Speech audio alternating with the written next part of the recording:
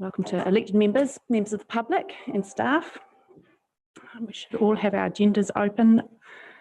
Lead with the first item, which is apologies. I understand we have apologies from Graham Webber, Jim Milcrest, and I understand that Mike Pettit's zooming in. Can you hear us, Mike? Excellent, great. Looking very laid back, very cash. He almost looks like he's still in bed. Yeah. Hey, just a quick reminder, this is obviously being live streamed, so if everybody could make sure you use your mics when you're speaking. And if you could just announce your name before you speak, and that sounds really weird if I don't say who you are, because there are people who will be following us online and they kind of need to know who's talking. So just a quick reminder there. So anyway, those apologies. Can I have somebody who's happy to, sorry, I'm jumping all over the place. Andrew, and seconded by Phil. All those in favour say aye. Aye. Against? Carried. Next issue to address is disclosure of members' interests. Do we have any? Thank you, Lou. Thank you, Lou. Thank you very much for that. That's just for noting. Thank you. Late items. I'm not aware of there being any. Scanning the room. No, there being none. We'll move on to the next issue, which is confirmation of the order of the meeting. Claire, you're happy to move it as appears. Marcus, second. All those in favour say aye. Aye. Against? Carried. Fantastic. Let's move on then to the confirmation of minutes. Appearing on from page 7 onwards, as is our usual practice. I will say the page numbers and give me a holler if you have a comment to make. Pages 8 and 9, 10 and 11, 12, 13 and 14. You're happy to move, Roger? Lou will second that. All those in favour say aye. Against? Aye. Carried. Great. So that moves us on to our first substantive item, which is the draft Memorial Park Concept Plan, public feedback and staff recommendations. Tawfiq, I believe, is here to address that, but just... Lou, I think it might be appropriate if you did, if you're happy to do that for us. Thank you. Before this matter is introduced by way of the report writer presenting the report, I'd just like to take an opportunity to make a comment to address the community and fellow members and staff, really. For me, this whole experience has been a really dark and nasty period, and it's probably the nastiest I've seen and witnessed in council. I get that members of our community are passionate about the park and what it means to you and your pasts. You know, I applaud your unwavering commitment to seeing something that you hold really dear protected. But the way in which this matter has played out in many instances in a publicly vicious manner cannot be admired. There has without a doubt been a campaign of swirling misinformation, scaremongering, and harassment by some members of this community. This has been damaging and unhelpful. The following statements are a snapshot of the comments made online on the Memorial Park issue on various public community Facebook pages. It's only a selection, but it'll give you a flavour of the things that have been said out there. I make no apology for the language used because these are not my words. They are yours, but a small warning about the strong language that is used. Don't you have to be a self-serving criminal with your head stuck up your butt to be on council? True story. I trust Waipa District Council as much as I would a $3 note. The Mayor is particularly untrustworthy. The Mayor is a mongrel. Fucking wankers. All councils suck. They need a good kick up the arse. Councils are vandalising idiots. What the fuck? Hey, here's a great idea. Let's just rip up the whole town and start again. Dumbasses. Ignorant bastards. Council, too damn lazy and shows lack of foresight. Okay, which insensitive moron came up with this idea? If it's a matter of money, then reduce the chief executive's wage and use that for the works. Waipa District Council, you can shove your stupid ideas where the sun doesn't shine. Find someone else to build your self-gratification monuments.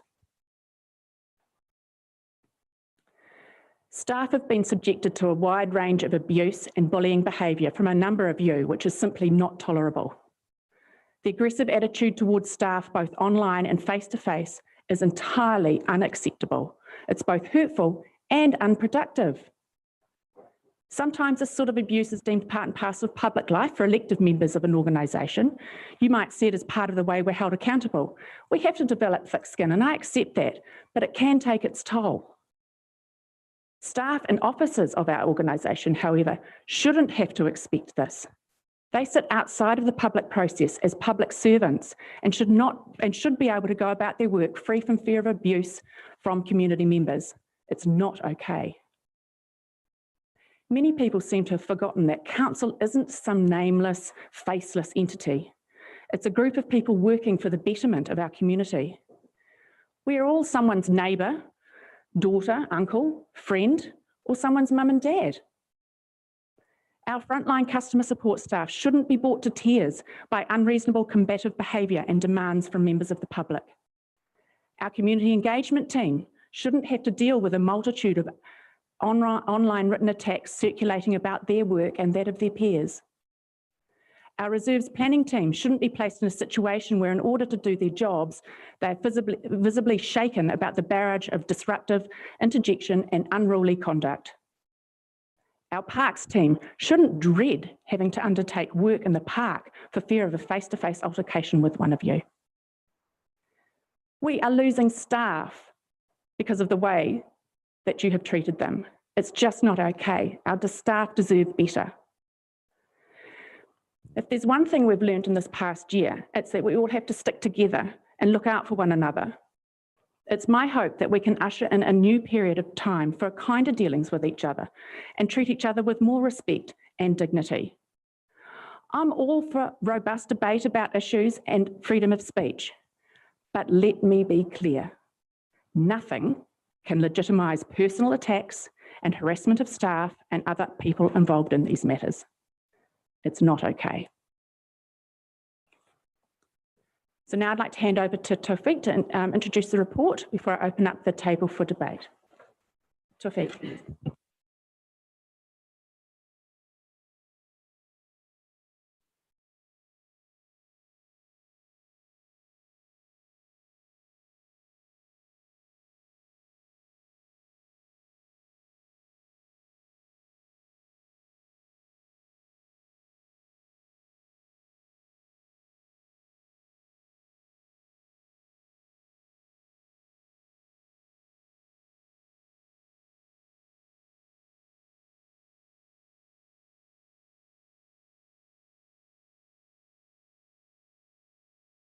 Hau ki te uru, whakatakatau ki te tonga, kia uta,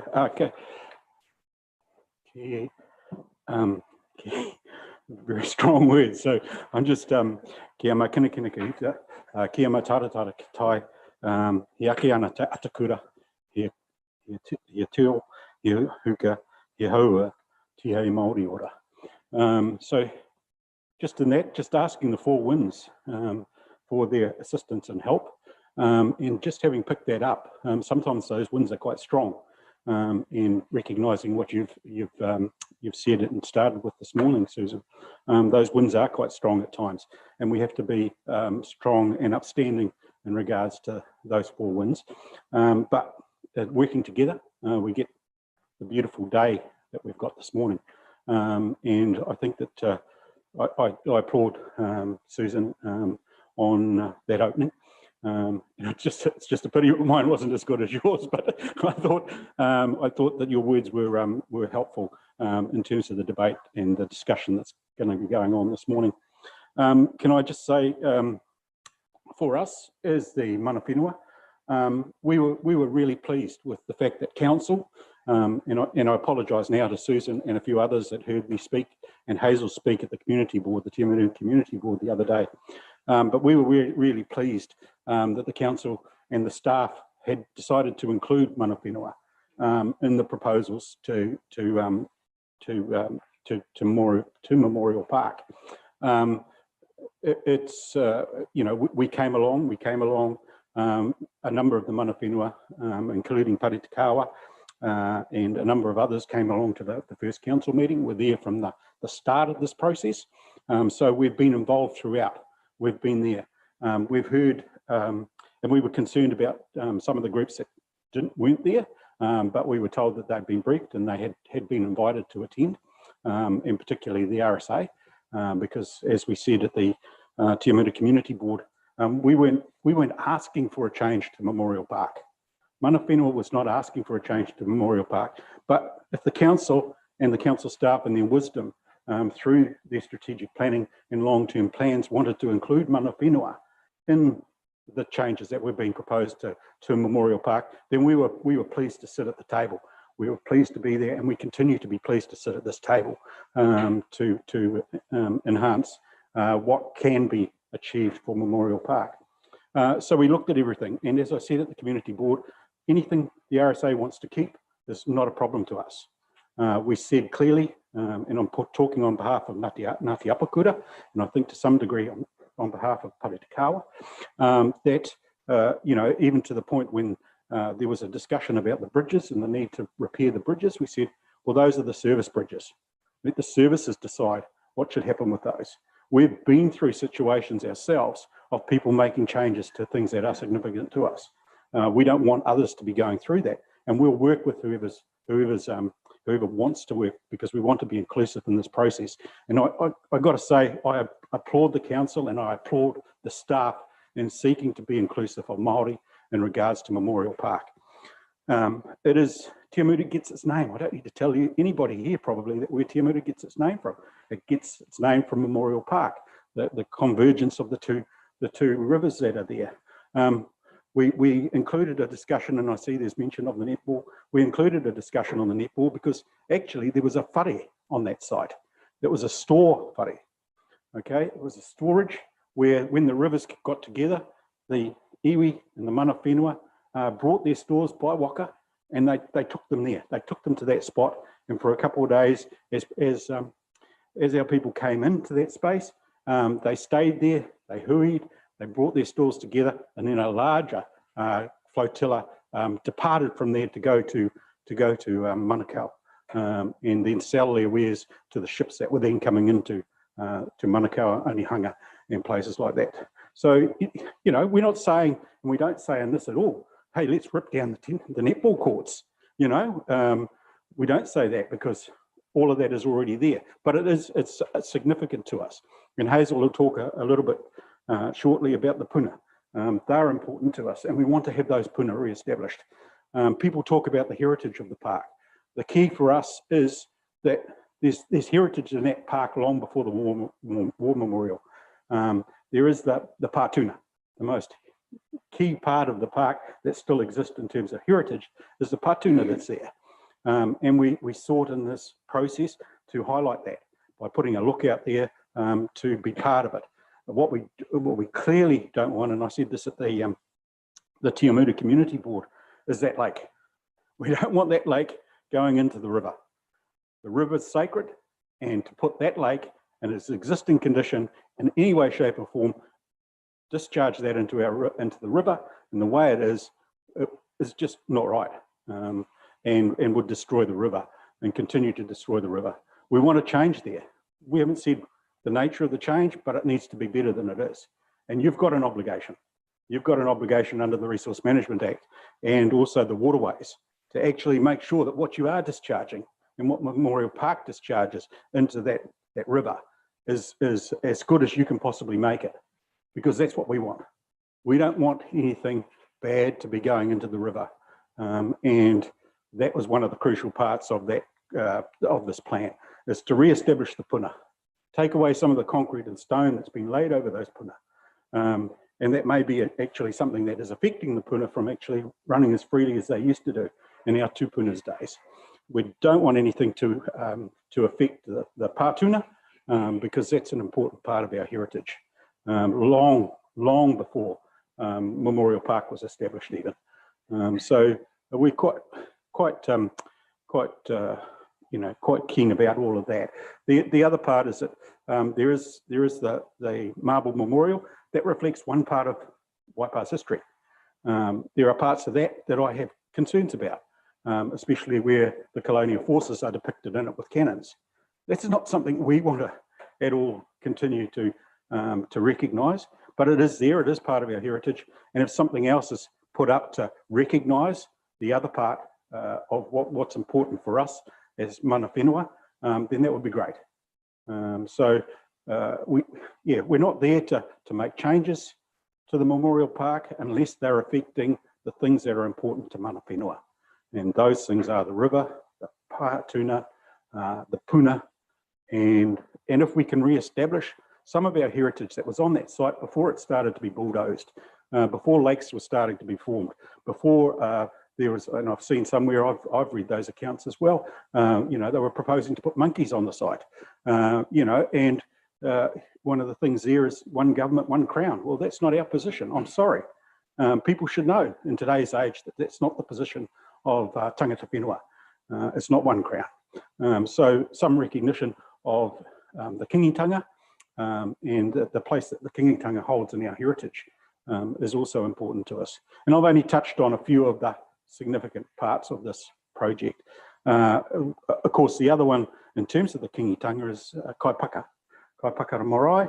And one of the things that we did propose as mana whenua, because it is close to that marae, is that, and is not being utilised at the moment, is that we do something in terms of making a playground for our mokopuna and our tamariki that signals that marae, the way marae is built. And this, you know, I was in Hamilton's park the other day, and I note there that they've done some really good things around the whare and the gardens that they're doing there. The Te Amuru Community Board also asked the question about our proposal to put an orchard in. As Apakura, we started with peach trees and we had orchards and we grew wheat and we milled our own flour. And that's the sort of stuff that went up to the store and then from the store up to Manukau. And we would like to see that recognised if it works. If it doesn't work and, you know, there isn't the need or want to be inclusive in this process, then, hey, kei te pai, we've had 150 years of it. So we'll just continue on and we'll just do what we do in our own way. So that's enough from me. But there are lots of parts of this, and you know, Jenny was with me when we first started this process. Hazel's come in, Galen's come in from Naiwi Tōpu. We've all been part of it. And I just think that, you know, there's a real opportunity for us as a community to grow, to be inclusive and to forward the long-term plan that the council has and the significance of Māori in this community. Hazel. Sorry. He whakapono me te rangi mari tātou e. Many of you know who I am, Hazel Wanda, and many of you have seen the whakaahua of my great-grandmother who actually lived at Ngā Huruhuru Pā, and who was, and her grandfather was brother to the kuia that was the main kuia at Kaipaka Pā. So I just want to bring a bit of humanity and a bit of relationship to this kōrero at Memorial Park. Excuse me. So the puna, my nan, my great-grandmother, she was trained as what we call these days a midwife. And that puna that we're talking about is one of the most important places where she received her training. This is the reason why we're asking for that puna to be restored. The thing about the beauty about the puna is that puna were also used as memorial sites where women who were set aside to bring peace, as the song talks about, it's rangi mare and peace. And that's what we need at this time. We need peace going forward. We need to learn to embrace one another and our differences. That's what this is all about. That's how we made it through the first COVID lockdown. This is post-COVID. We need to be an example to our mokopuna that's growing up and want to learn about who we are and where we come from. It's not about us fighting. We're talking about a memorial space where people are memorialised because they lost their lives to have peace in this country. And yet, as the chair has recognised at the beginning of our meeting, that there is not so much peace in the community as we had once thought there was. And that, so we are here in a peaceful, as Bill has said. I'm here to tautoko what Bill has said. And we want to bring about things that are going to build the intelligence of our tamariki, working together as one people. We need to, we're all, I'm looking at everybody, we're not young. We have enough intelligence to know. Yeah, we're not young. You know, do we want to leave a heritage for our kids, or do we want to pass on a heritage where our kids are still doing their own thing and working in isolation of one another? It's time to stand up and be counted and look for memorial spaces where we can bring our differences together and do what is needed for our mokopuna. That's what our nannies always stood for. Make sure that when you're in your space, that you make a difference, so that those that are left to follow in the footpath have got a good footpath to follow. And so that footpath there that we're talking about with the puna, come on ladies, it's about birthing. It's about having our babies. It's about having our mokopuna. It's not about fighting. It's about birthing.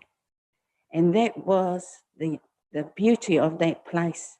There were spaces for women who actually were important to settling the differences between the men. And those were the puna. This puna that we are talking about is the puna for our birthing mothers. Do our mothers mean anything to us? This is what I really would like to share and get you to think about in this. It's about birthing. It's not about killing. It's not about dying. It's about life. It's about the future of the planet. It's about the future of your generation and your descendants. Nā reira, kua mutu tōku kōrero. I roto te ngō tau tama aroha ko e hikaraitu I tō tātou kai whakaora. Amene.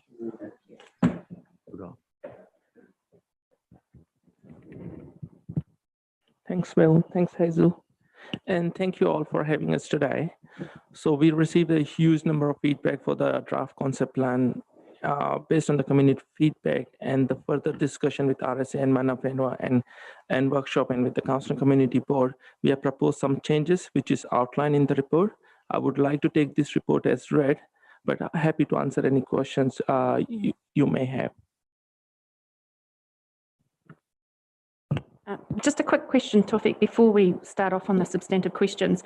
On page 24, it's next steps. And so I'm just questioning the timeline there. We said, so if we were to endorse this now, why would we have to come back in 2 months' time for an adoption before this committee again?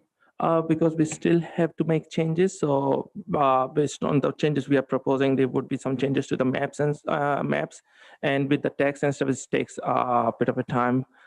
Hence why we are giving us a month to make sure those changes are there, and we have done a complete review of those before we're bringing the plan back. Any questions for Tawfiq from the elected members? Claire, no? Thanks, Tawfiq, and thanks to Bill and Hazel for those really profound words. Actually, it's really good to hear your views, and my understanding is that the proposed changes actually go some way to realising those aspirations that you have. That what's in those proposals are, yeah, you're okay with them, that you're happy to accept them. So really my approach is actually to look at the other side of things, which is the war memorial side, which has also come through very strongly. And I acknowledge, Susan, what you said at the beginning of this item, but I must say that that hasn't been my experience. That I've had a number of people concerned with the war memorial side of things that have contacted me, but actually they've been really respectful. They're obviously pretty distressed with the original concept plan that was put out, but they've been able to, I don't know, convey to me their concerns without actually being aggressive or sort of derogatory or anything like that. And I actually take my hats off to those people. I mean, I don't know whether or not, Susan, whether or not you're putting everyone together, though those ones that, you know, have been pretty destructive online, with the others that also share their concerns, but have actually worked within the bounds of sort of, respectful conduct, despite the fact that it is deeply felt, and actually the proposals, sort of, they found them pretty offensive. So I just want to acknowledge those people, and that even though I might be lending support to some of their things, it's not necessarily saying that I disagree. Like obviously those things that you've said, they actually were quotes. So with that, the main thing was that, well, there were two points really. The first one is that there's a kind of a group, like a core group, I guess, of these people who'd really like to be part of any sort of maintenance and ongoing work, that council staff would work with them. So I think they're seeking some kind of assurance that all this effort to bring forward, you know, the nature of the War Memorial Park as a whole isn't going to be lost over time, and that there is going to be some kind of process set up so that committee or group will, you know, have the assurance that over the longer term, you know, they'll be seen as an important stakeholder, for staff to work with. So that was a first important point. I don't know if Tofik, you'd just like to comment on that first, or Sally, I think, is prepared to answer that one for you, Claire. Good point. If I can, through the chair, we have been working with the group that has been volunteering on the park and do recognise the work that they are doing there. We are happy to continue to work within that group within the bounds that we can from a health and safety perspective. So there also needs to be the respect, I suppose, both ways in terms of that work and what we can actually do on the park. So very much, he's happy to continue to work with that group, recognising that we do need to set up an MOU, a memorandum of understanding around those works and what those works can actually entail. So yes. It's really encouraging. In fact, and just on that point, like something that was raised is the amount of hours that staff allocated for the work at the park, and it seems to be not quite enough or something. Like, is there any way of reviewing that? So if I can, through the chair, our staff look after a number of reserves throughout Te Awamutu. So they will do the best they can do within their resources, but will not be a full-time FTE by any ways on the park. And that's why we're happy to work with the group around that type of work that can happen. But I will identify the importance of working together and ensuring that we're working on the same page as well. So there will not be a significant increase to staff hours on the park. We just don't have the resources or the capacity to do that. Thanks, Sally. I guess what you're signalling is that if there's a desire to see the park, I suppose perhaps restored, or certainly at a higher level of maintenance going forward, that it might be a way to work with that group to see how they can maximise their input, so that, yeah, we can sort of make sure that that extra work can get done. Yeah, through the chair, yes, but also recognising if any significant changes in levels of service would be a discussion with you around the long-term plan or our budget processes. In terms of volunteers, we do need to be cognisant of the fact of the requirements for us to support volunteers as well. So any significant changes in levels of service would require a discussion around budget with you. Just Hazel, we'll let Claire finish. I think she's a second part to her question. Yeah, no, thank you. That's great. And so then moving on to the second point was really just acknowledging that those changes, which I feel have tried to take on board a lot of that feedback from those that are concerned about the memorial side of the park, that a lot of those things have been retained. And yeah, changes were made to accommodate that view, which I really acknowledge and thank you for that. But the next thing is really about clarification. So I was a bit surprised that this report doesn't cover off what I thought was part of our signing off of the LTP consultation document. So cast your mind back to that. So the Memorial Park was part of one of those big 5 issues. But at the meeting, we were told that actually a separate consultation process is going to be followed for the Memorial Park.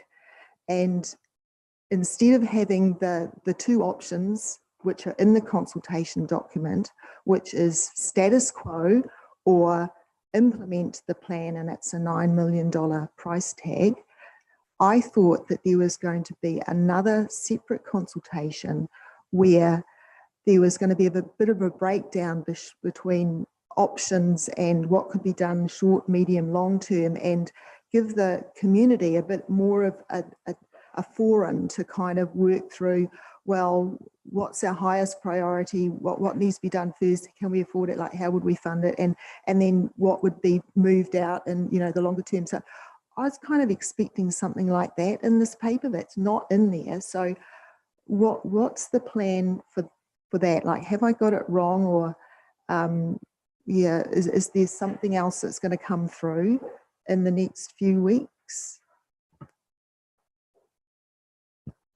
Claire, I have to confess that's not my recollection, but Sally, I don't know if you're aware of there being a proposal of that nature. I know that there was some discussion around LTP documentation in terms of options, and it was considered that initially there were 5 and they were reduced. Oh, Kirsty might be able to help us more in this space, but it became wildly confusing. That's my understanding. So Kirsty. Through the chair, when we presented the consultation document for approval to publicly consult, it was identified as one of the 5 issues, and you're correct, Claire, with the 2 options, do nothing or proceed to implement, and there was the dollar figure provided around that. I outlined that there was a separate process underway. I had liaised with Tafik, so the information that was conveyed was that no decision had been made by the elected members of council, that the staff had been working to review the feedback that had been provided by the community, that there were proposed changes, that we would be coming back to SPMP in April. And then my understanding was that there would be further work undertaken and opportunity for engagement, feedback, and that then the decision would come back again to council for endorsement, I believe, in June. The information that was conveyed, sorry, I don't have it in front of me to fake, but it was based on the information that you'd shared with me. Yeah, so what we're doing now, so today we are proposing the proposed changes. Once the council committee has endorsed it, then we go ahead and make those changes in the draft plan and then present the final plan. However, there won't be any more public engagement because we already heard from the community and we have incorporated their changes. So that's our process in terms of this is a draft concept plan. Through the chair, when we have engaged with the community through the LTP engagement, whilst there are two options, there is also the opportunity for the community to provide feedback in terms of some midway point. So, for example, when we workshopped with the community boards prior to the commencement of consultation, we did encourage them, if they felt that there was something that wasn't option 1 or option 2, that they could submit on what what they were seeking. That could be some in between option. Yeah. So I think some of the issue is we've got two kind of sets of consultation engagement happening at the same time. So there's the approval of the plan, which we need to finalise, and then how it will be paid for and implemented is another separate issue which we are dealing with through the long-term plan. So there will still be opportunity through deliberations and hearings for us to determine how the plan is implemented and over what period, if that makes sense. I think I'm picking up what the plan is. Yeah, I'm not particularly happy with it though, because at the time of signing off the consultation document, I pointed out that it wasn't very good to have just the all or nothing. Yeah, and I was given the impression that there'd be a separate process where that would kind of be sort of managed a bit better. But so in fact, what we're saying is that we've put out the consultation document for the memorial park. It's got status quo or everything, and that's what people can, give a submission on. But we're not, and we're saying we wouldn't mind if you said something in between, but we haven't actually given you that option. So goodness knows, I don't think we're going to get very good feedback. As we're not going to get a particularly useful information, I think, relying on that sort of interpretation. I'm a bit disappointed about that. But anyway, you've answered my question. Yeah, so thank you. Hazel, did you have something to add? And then Roger. I was just going to say, it's got to a really good point for the Memorial Park side of it, that there's a committee now formed that's going to be there and look at the work. It just, to me, and I have to say that Sally and the staff have just been amazing to work with over the years, because they work with the Kihikihi Domain, which is run by a team of volunteers. They work with the police house, which is run by a team of volunteers. Now we've got this very satisfactory situation at Memorial Park where there's going to be a team of volunteers get in and do the same thing, and their interest in it is so great that, and then they'll be talking to staff and working it out. But I think that, and your opening speech, Madam Chair, was appropriate, because I think that a lot of hurt and a lot of misunderstanding, and what seems to me hasn't happened. I listened to our people this morning for the other side of the river and think, have these two parties actually sat down together to appreciate each other's point of view and exactly what has to be done, and therefore a consensus of peace? Now that place, those bridges, it's a peaceful place. That's what it's meant to be. And I just think that the disruption that several members of, well, I don't know that they were members of the group, but members of our community who actually spoke out way out of line and weren't even prepared to open their ears and listen to the truth and what was really going on. So I'm not sure whether I want to vote for this today or not, because I've had doubt. I want to be absolutely assured that both parties will be working together. After all, they're going to be neighbours, and there's going to be bridges joining them together, and that the history of both places is actually appreciated and taken into consideration. So I think we've got to a certain place in our journey here. I don't know that we've actually got to somewhere where you can put it down in black and white. I've been reading it over the weekend in between grandchildren's needs, and I'm still not 100% sure on what I've heard today, that we've got the, I feel that hackles were rankled at the beginning, and that wasn't maybe, in my opinion, just the way that I listen to it and where I stand in the community and who I listen to, was that it was pretty upsetting. And to get over that, we need to arrive at a peaceful place. And I don't know that raising this, that's what has happened. And I'd like to hear from both sides that, has this happened? And are you satisfied? Because if they're not, I think we're headed for a bigger problem, and it won't be a peaceful place. It won't be a place where I took my grandchildren to play when they were little, and for years we visited there and they had so much fun because it was lovely and peaceful. It wasn't like the playground by the swimming pool. It wasn't like any other playground. It just had an air of its own. And I think that our young men who grew up in this town, who used to go and sail boats underneath it and do all that kind of thing, that's what this park had. And I don't want to see it disturbed. I would like to see that the two parties are getting on well, because the history is exciting. The history is beautiful on both sides of the stream. So I don't know quite what to vote for today. I've done all the reading.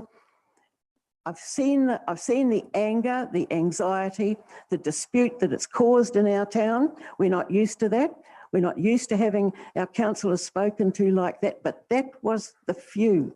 That was not all the good people that I know that have been working over this and who will form the caretakers, the volunteer group that will continue to run that park.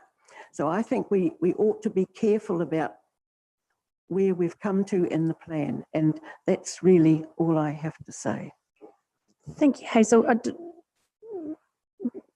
Did you want to answer to that? I'd like to correct one thing in terms of that, Hazel. It's not a dispute between one side of the bank and the other side of the bank. This was said at an earlier meeting.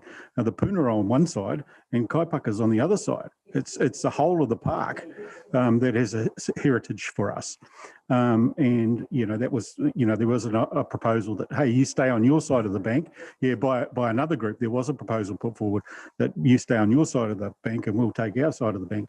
But I also wanted to say, in terms of those peaceful things that you're talking about in the surrounds, is that Councillor Lou Brown has been really good in trying to pull the parties together.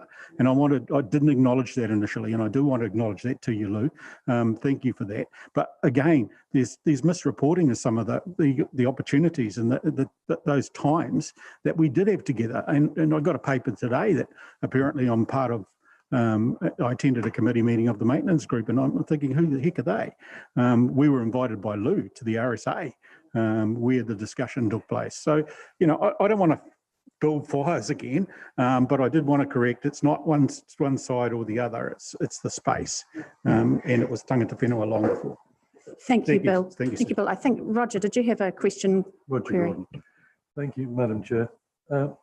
Firstly, I'd just like to acknowledge how saddened I am with the comments on the vitriolic environment that has surrounded that. I haven't experienced it, and I'm so sad that other of my fellow councillors have had that. I don't think that that's what life is about, to be honest. To go on to another point, I do support Claire's concern. We have gone out with the LTP that has identified this as a major issue and invited the community to come back with hopefully meaningful consultation. And if it's to be meaningful, I don't think we should restrict them by either saying, well, it's either all or nothing. There could well be some very valid considerations that come back. Having this in front of us now, and especially with the comments that really in terms of this document, the public consultation has finished. There'll be no more interaction with the community. Isn't that in conflict to what the LTP consultation is? I think I'd prefer to see this put to one side until we've received that consultation back so that we can acknowledge all of the feedback from our community. And I did spend a lot of time reading this, and I've got another question which you might be able to answer.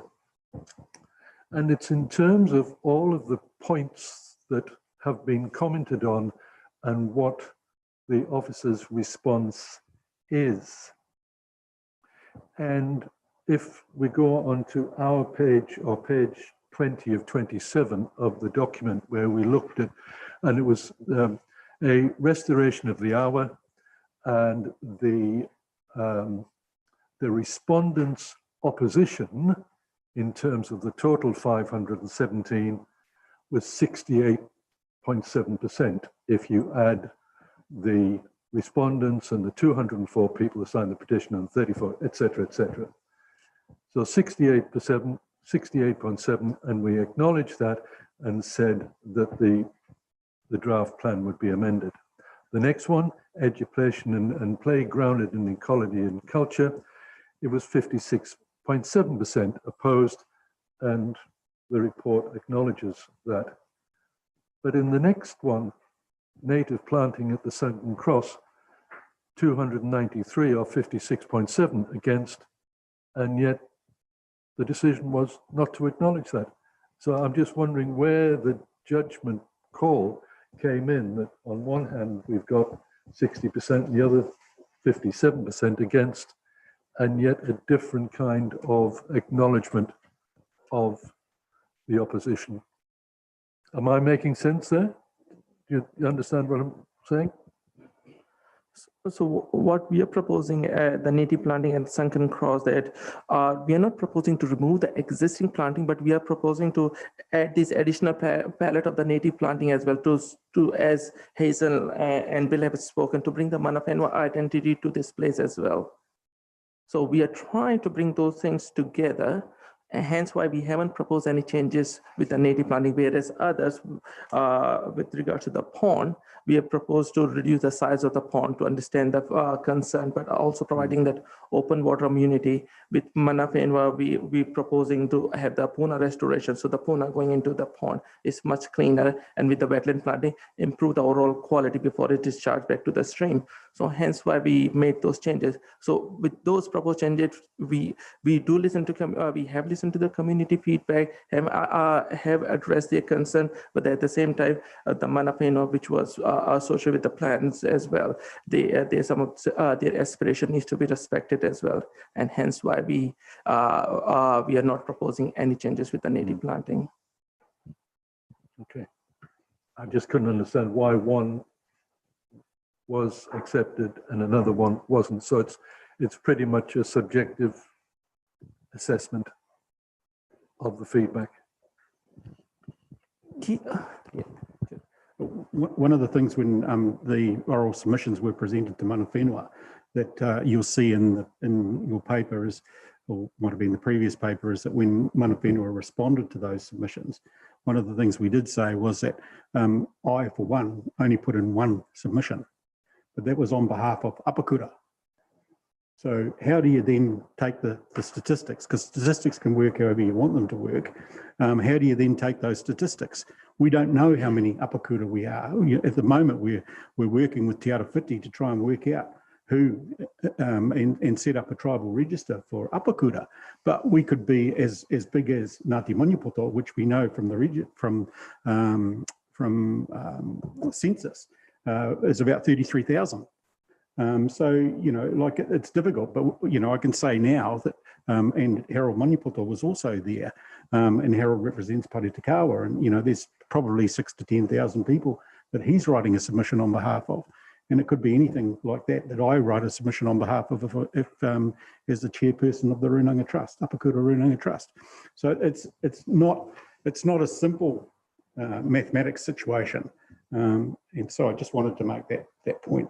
That we did raise. I can understand where you're coming from, Bill, but to be honest, I've got a challenge in giving a different weight to one submission and a different weight to another submission. I'm just talking about this around council and the democratic process. So I acknowledge your point, but I have difficulty with it. Thank you. Any other comments, questions? Marcus? Yeah, first off, I'd like to support Susan's introduction. Being at the front of it, it was an interesting experience, and yeah, I'd definitely like to support what Iwi said as well. Your thoughts and concerns and your ideas for the future of the park sound amazing, and reuniting us with that heritage that I wasn't aware of. And I think, with my grandfather being on the RSA when the park was first being developed, he wouldn't have known those stories, I think, or anything about it. And I think I feel quite privileged being around the table to be able to make decisions about the future of the park and be able to incorporate everybody's heritage into the memorial aspect of it. This seems like the Rose Gardens all over again.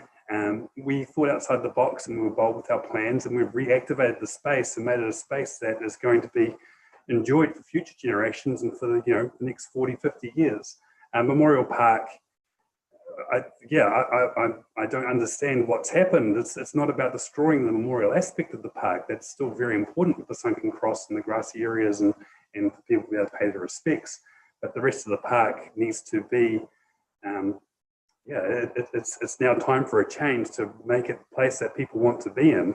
And certainly, like in the next 40 years, I mean, I could be potentially taking my grandkids down there and showing them the interpretation and things. But at the moment, if we keep it as it is, it's not going to be a space that people will want to enjoy or go there, especially if we maintain it, in 40 years' time. So I heartily support the reports and the work that staff have done, and with both partners. I also acknowledge Sally's feedback about the groups and volunteers. We have great volunteers in our communities that want to have a linkage and be part of our park spaces, like at Lake Naroto, Kakapuku and things like that. But we can no longer just have people rock up and putting a spade in the ground doing work. There needs to be plans around that, and sometimes it can be quite constrictive. But I think council does have an obligation to be able to work as actively as they can with volunteers to help, bring our communities into our spaces and to have ownership of those. But yeah, unfortunately, there is a process to go there, and we need to work on that. Thanks. Thank you, Marcus. Any other comments? Andrew? Hi, Andrew. I might be the last, hopefully, but we'll see. Firstly, I'd like to acknowledge Susan's opening comments, and like Roger and Sam, that they were necessary. Bill and Hazel, I thank you very much for your words and the knowledge that you are imparting to this table.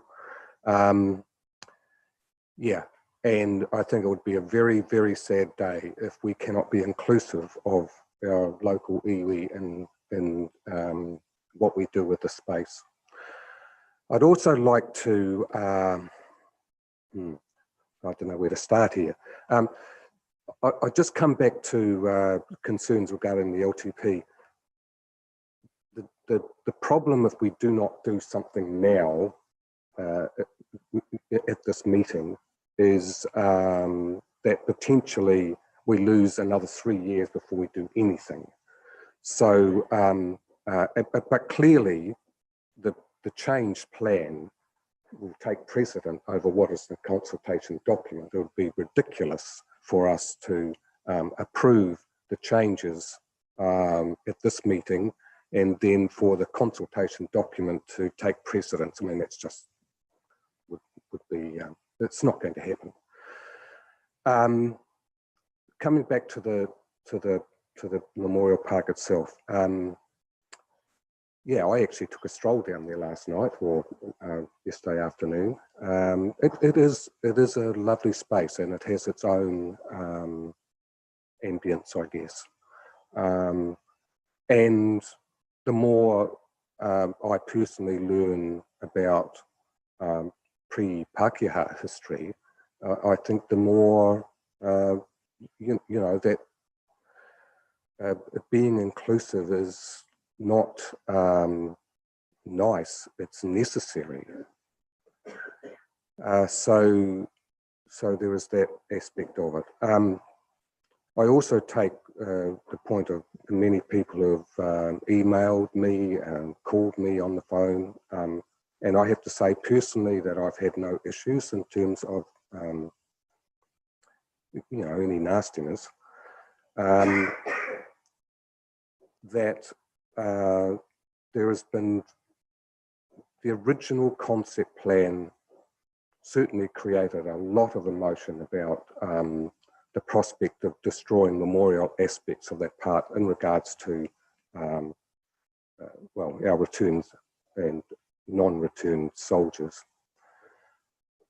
I take Bill and Hazel's point, they do not want to see that in any way destroyed, and neither do I, certainly personally. But going back to the whole process, I mean, I think 2018 was recognised in, you know, by council staff that the park had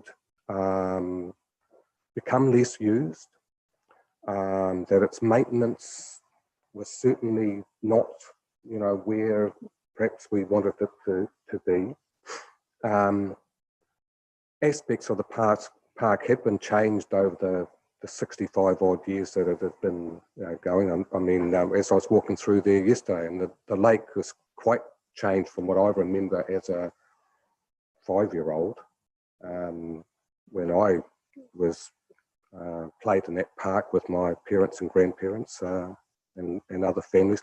And my recollection from those days too is it was very well utilised, like in the weekends, and there were just large groups of people enjoying the space, which I think the founders of the park was probably one of their major goals, not just as a memorial, but as a place where families played in peace and gathered and you know, that kind of thing.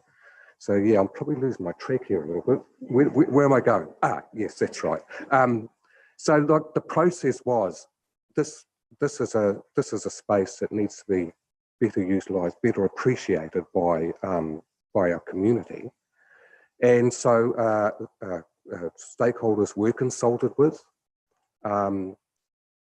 but there was no War Memorial Park Maintenance Committee at that time. So the people who formed that committee weren't directly consulted with. I mean, that is a fact. But the local government process, to me, seems largely to have worked, where there's a plan that was created, and the focus of that plan was more about the amenity values of the park than about the memorial values, looking back on it. That was, the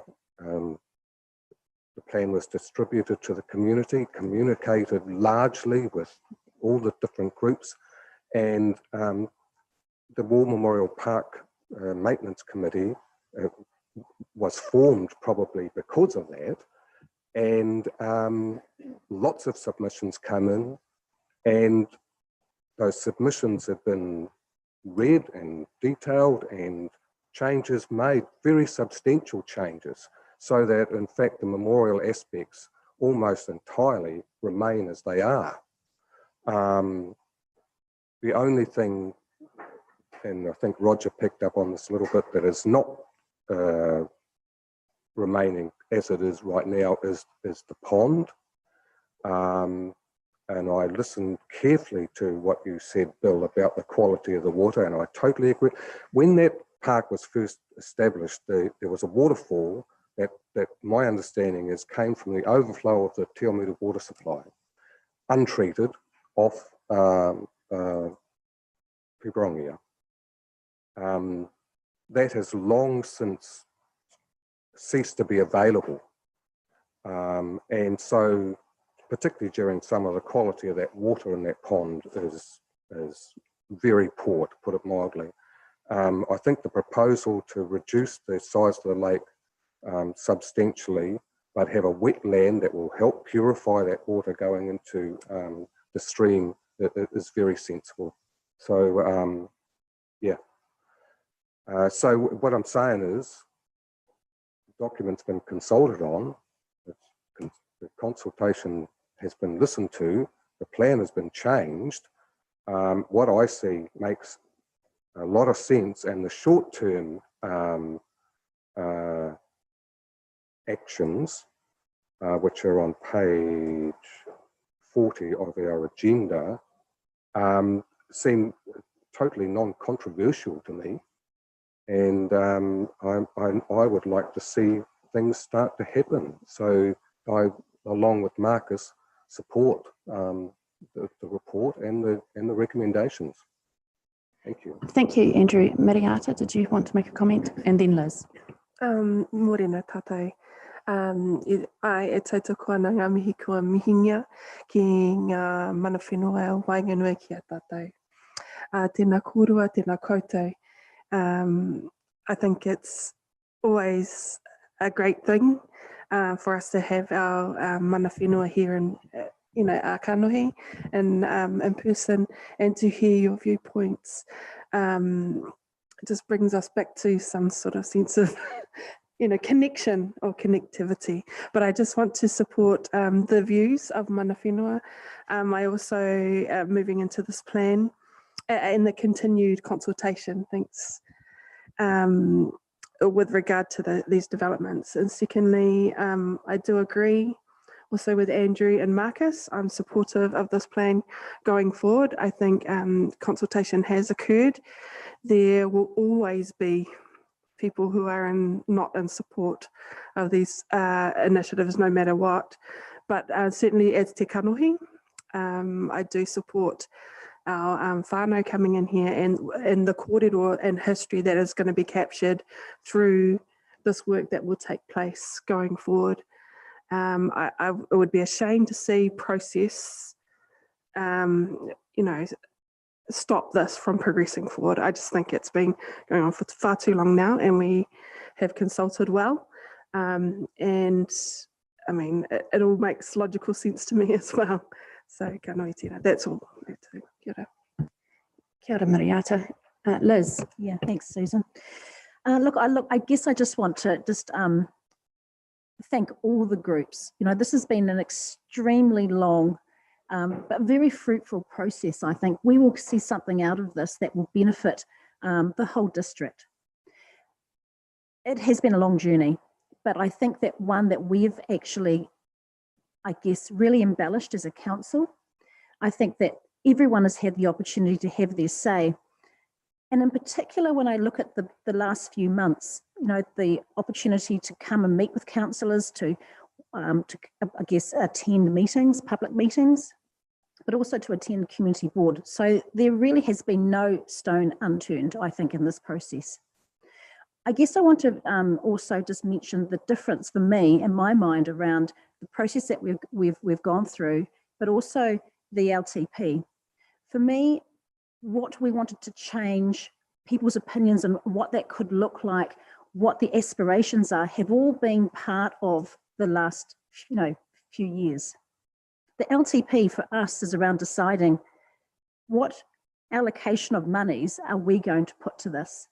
So I don't see any reason to stop the recommendation today, or if it's in its current form or change slightly. But for me, what we're deciding during the LTP process is we've established the plan. What we have to decide upon is how far we're going to go with that plan. It may not be the $9 million, but both Te Awamutu and Community Board members have already said in workshops that I've attended that they were a little disappointed that there was no journey or no, I guess, halfway point or, some kind of way to be able to agree to what portion or which parts could be done first or second or third. But that's for us to decide. Based on the consultation, what we've heard, what we've listened, all of that information, we now need to weigh up. So I'm really supportive of the comments I've heard today, Andrew, Marcus. I think that we need to keep moving forward with this. This is not the end, and there will always be opportunities to tweak as we need to. And I think that's the one thing that I just want to be really clear about. Our door is open. We've been listening, and we will do the absolute very best for our community. So yeah, I'm happy with the recommendation. Thank you. Can I just ask then, has the clarity about the pond now? Or does that just remain open for discussion for when you get around to doing it? Because I've learned today something I didn't know before, which was the contamination, and so that's the little bit that I'm unclear about. So in vote, and I agree. Listening to everybody now, I feel a bit happier. But that point of view, is it still open for discussion when you get around to doing it, or what? Tawfiq, would you like to address that question? So with regards to phone, Hazel, so we listened to the community feedback. What they liked is to have some sort of an open water amenity, but at the same time, from Whenua, Puna, and the quality of water going from the pond to stream needs to be improved. So what we are proposing now, to reduce the size of the pond with the wetland planting on both sides and have a Puna restoration planting. That's the option we are proposing now. But when you implement it, there would be more detailed design needs to be undertaken then. So what it actually look like would be a little bit different what we are proposing, but that's the idea behind it, and that's the proposal we are proposing. Because it is a concept plan. There's no finer detail behind it. Now, Kirsty, did you want to address an issue in terms of the LTP and other consultative processes? Through you, Madam Chair, I'm sorry if I've created any confusion in response to the question that was directed to me earlier today. I'd just like to respond in relation to the alignment with the LTP process. So in our consultation document, we're asking the community to provide feedback on two options. One is no additional development in Memorial Park, and two is full implementation of the concept plan. However, what we're asking, and in terms of the submission form, is full implementation of the concept plan subject to funding becoming available through land sales. And that is the issue, is that there is a significant sum of money that is required to fully implement the concept plan, and that land sales program is being developed, but that may be a staged process. So the funding may not become available in one hit. It may come available in a staged approach. So I just wanted to provide that clarification. In relation to the consultation document, Council has already made decisions in relation to Lake Tikautu and the concept plan, and we're asking exactly the same question. Do we do nothing, or do we implement subject to the sale of land? So I just wanted to provide that clarification. Thank you. Thanks very much, Kirsty. That's a lot clearer. Andrew. Thanks for bringing that point up. And I think clearly the changes proposed are going to cost less than the original concept plan. So that's a good thing from my book, being chair of finance. I'd just like to also pick up on a point Claire made about on page 35, under native planting at the Sunken Cross. The draft plan proposed to develop it. So in collaboration with mana whenua and key stakeholders such as the RSA, I'd certainly like the War Memorial Park Maintenance Committee to be included in that collaboration. Thank you. Claire, did you have a comment to make? I just wanted to respond to Kirsty that I appreciate her making it clearer that the submission form is about what, the implementation is tied to land sales, making funds available. But my point is that any funds that become available are likely to be less than the full 9 million in one hit. And then a decision would be needed to be made on what what should be prioritized. And that's what I was hoping we get feedback from the community on, so that when we did have some money in the kitty, we'd be confident to say, right, we know that the feedback we got in the LTP process said this and this are the top priorities, and so that's where we should put the first tranche of money. So I'm just not confident that we're going to get that kind of feedback. However, given that people have made an assurance that there'll be ongoing, talk, dialogue, working together, and it'd be great to have that working together with mana whenua and, the people that are supporting the War Memorial side of things, that we'll come up with a good decision and people will be really behind this, because I agree, it's a really important feature of our community, and we want it, to be a fantastic place for us now and the future generations. Thanks, Claire. Roger. Yes, Madam Chair, thank you. And it's more a point of clarification here. The long-term plan consultation is underway now, and it finishes at the end of the month.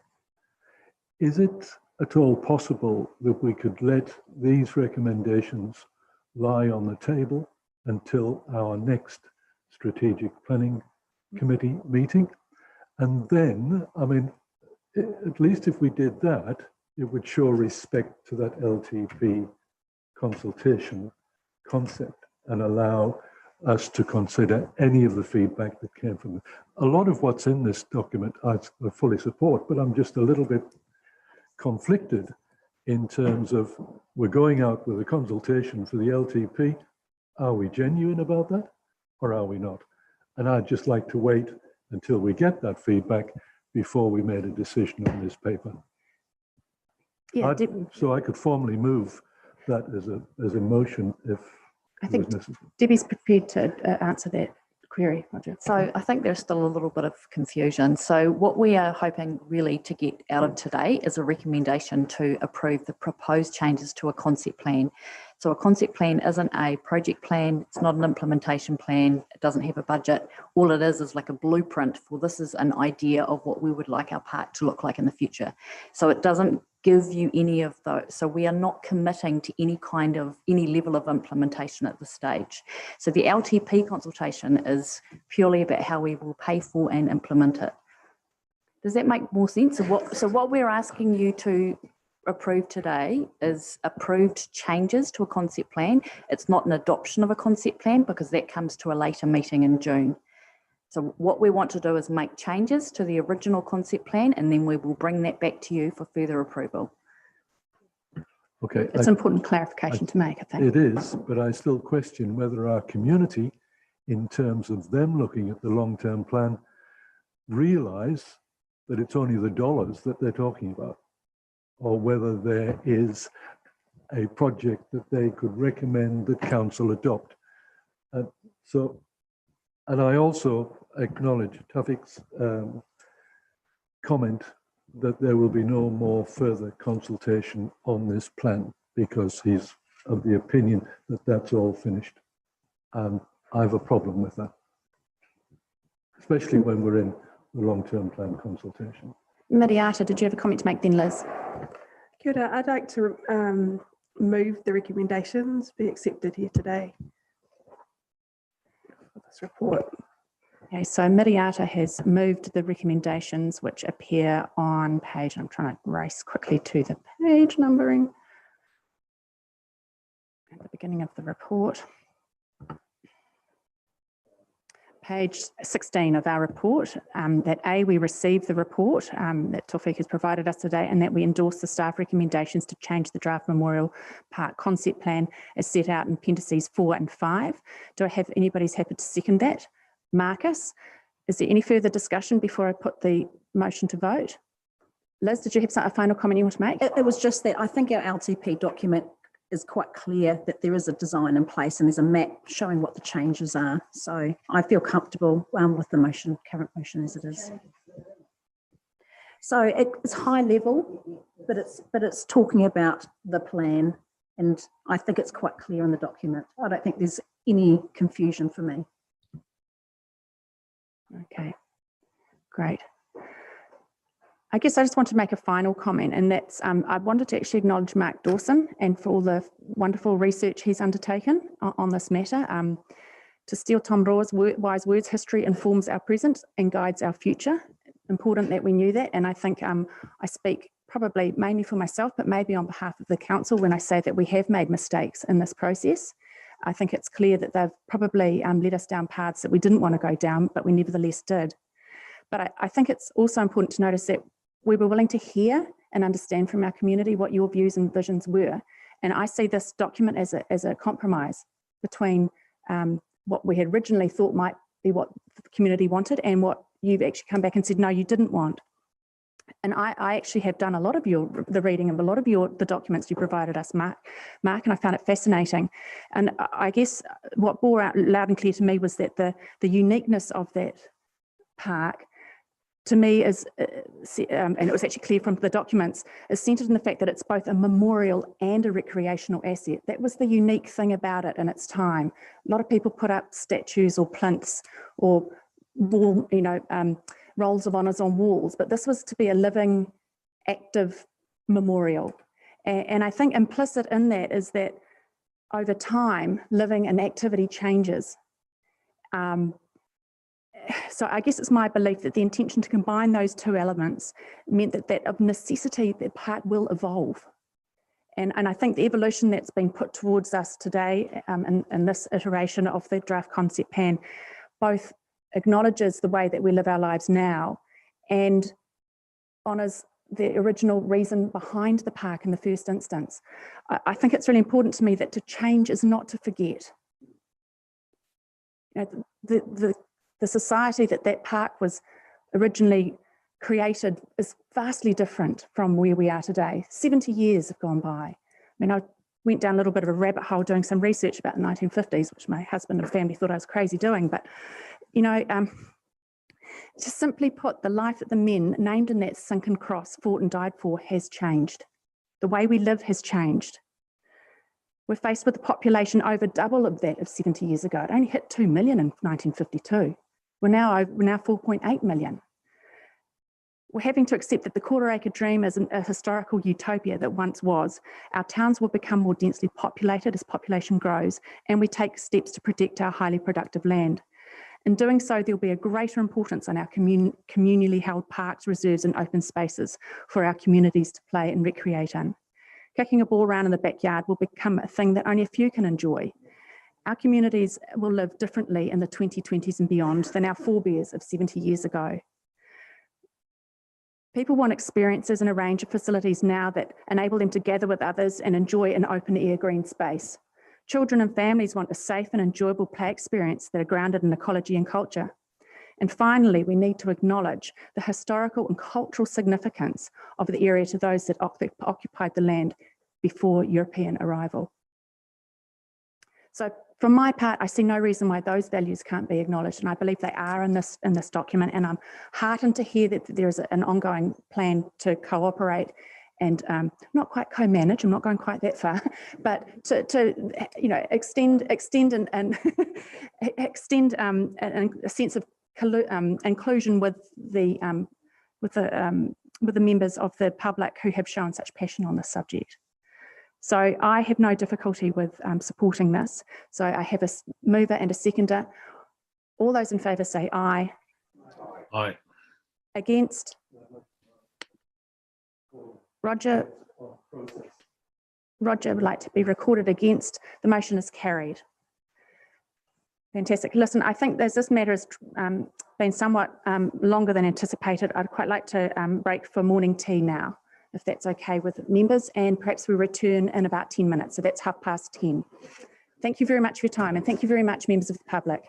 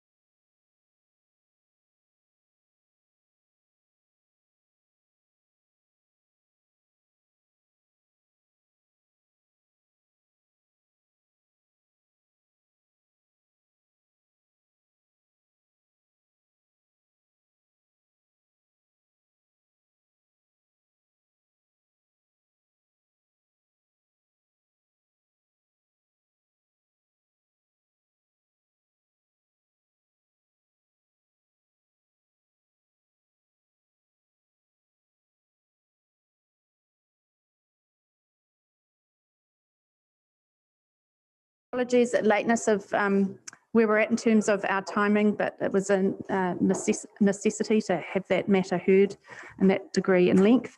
So we're moving on then to our 7th item on the agenda, the scope of proposed plan change 21, intensification and housing. And we have Tony Quickfall, who's taken the hot seat. Welcome, Tony. Take away. Thank you, Madam Chair. Morning, councillors. So I'll take this report as read. It has been workshopped. I know that some of you on the Housing Working Group have seen the background to it before, but I'll just take you through a couple of, I guess, high points just to highlight what we're thinking about here. So this is for the scope of a plan change. We're calling it Plan Change 21. It was kicking off the implementation of the National Policy Statement for Urban Development. So under that, we have to do a plan change. We have to look at our district plan around intensification. That leads to us looking at scoping a plan change. We don't know what the outcome of that will be yet, but the MPS says we have to do that. And we have to do that by mid-2022. So on the back of that, through the Housing Working Group and the workshop, we've expanded the scope. There were 5 matters that elected members asked us to consider. So just an executive summary, they were the MPS, affordable housing, such as inclusionary zoning, private covenants, reviewing the minimum lot sizes in rural zones. That was a request that came out of the workshop, and a request to strengthen urban design provisions. Papakāinga is related, so it is about housing and it is about co-housing, but we think that's better managed separately and together at the same time as this, because it has specific, I guess, provisions around it. Where we've landed, our recommendation is that we confirm the scope of Plan Change 21 as urban intensification, including the large lot residential zones. We include mechanisms for affordable housing, including inclusionary zoning. And just a reminder of those, just a reminder of what inclusionary zoning is. That's a requirement where developers provide a percentage usually of land for community housing, so for affordable housing. So it might be 10%, 20%. Queenstown is the only council that's currently, well, Hamilton's got something written into the plan, but it's a bit I guess voluntary, and Queenstown's looking at making that a requirement. We're recommending including a review of the ability to manage private covenants. We don't know if we've got sufficient tools to be able to actually do much around that, but we think it's worth having a look at it. And the last one is that we are recommending strengthening urban design provisions. We're not recommending the rural, and that's set out on page 46 of your report. We think that staff think there's some risks around including it in this plan change, just because it might signal the wrong intent, and because it's actually taken it out of scope of urban intensification into quite a different space, I guess. So that's the recommendation we've got. Very happy to take any questions, Madam Chair. Lou, then Roger. Just have we got any further information on the protection of land?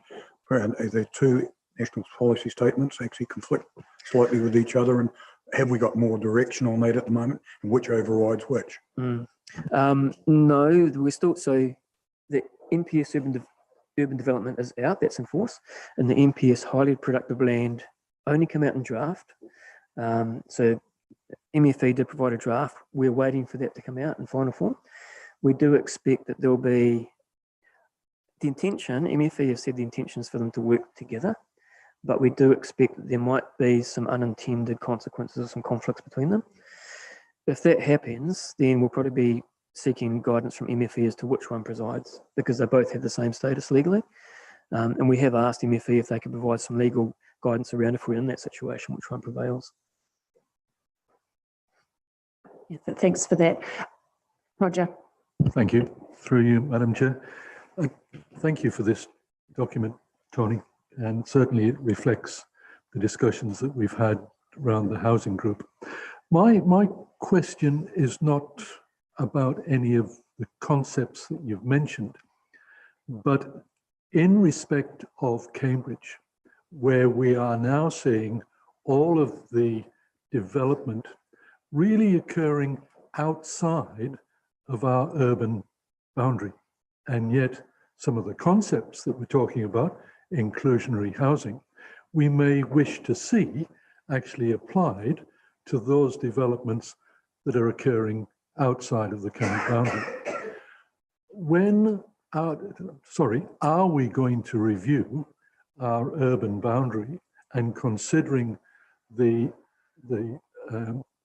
ideas that are in here, surely we would want them to apply to those areas. So there would be logic in looking at an urban boundary review and change at the same time.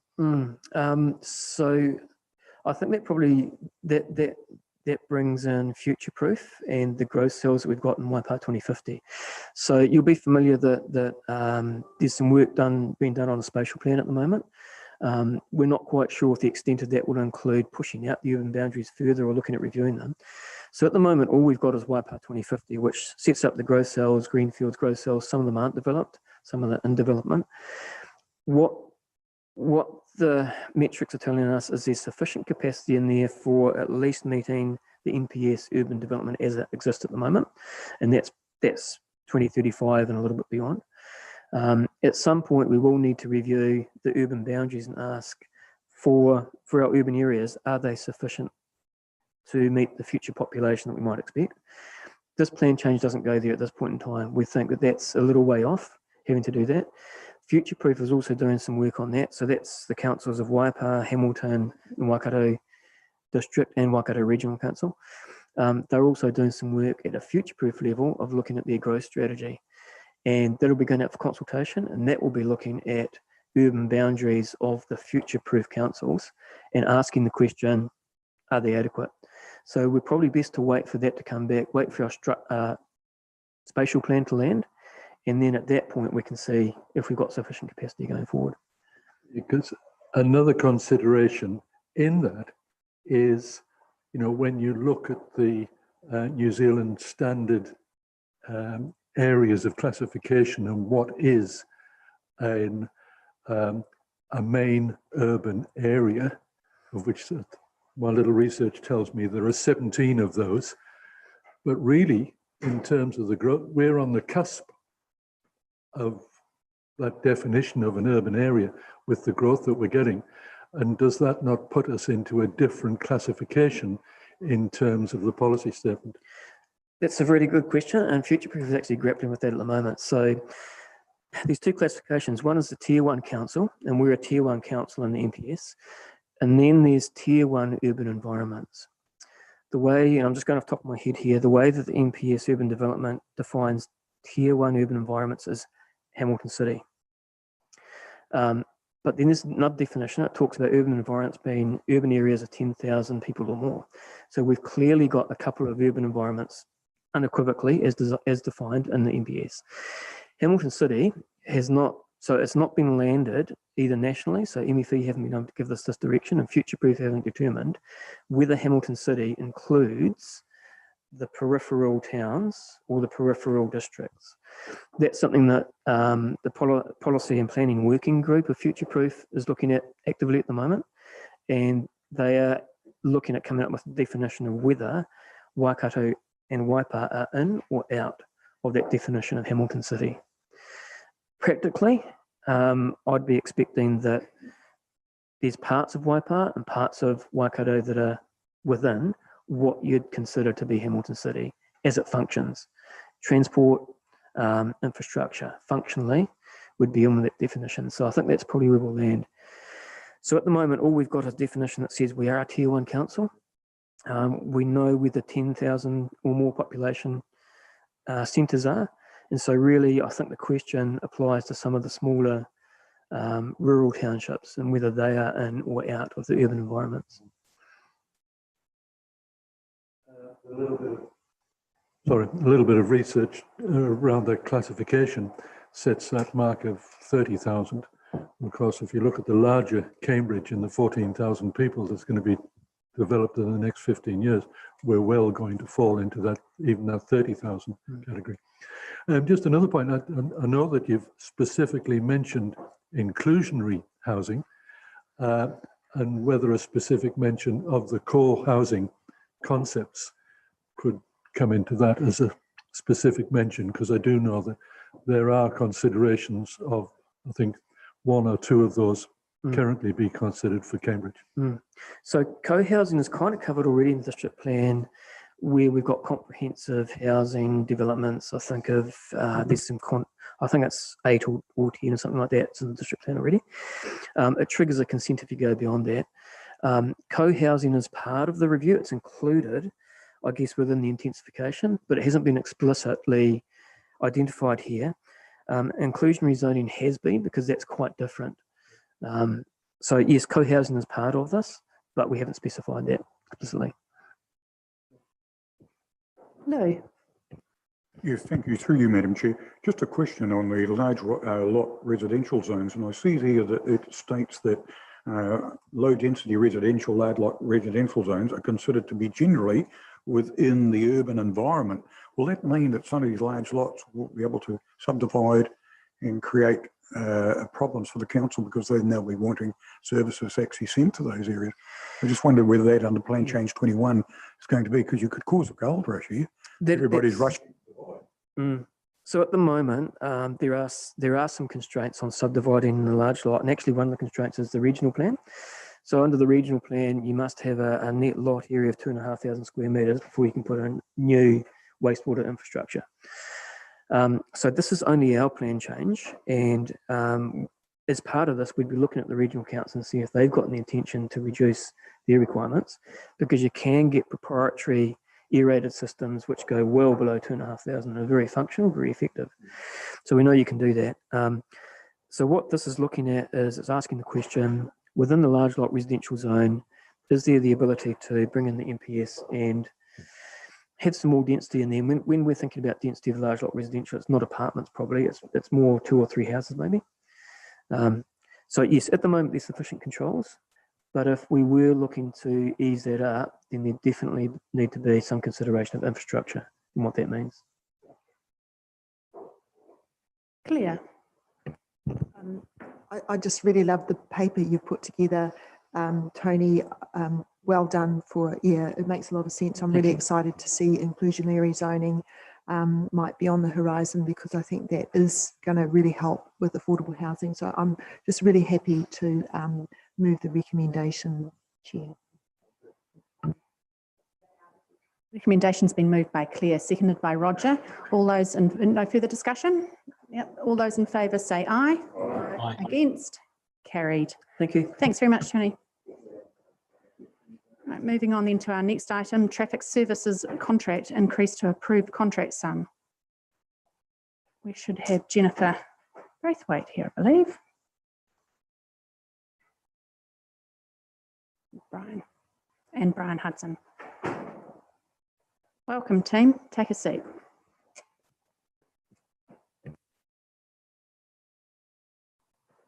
Hi.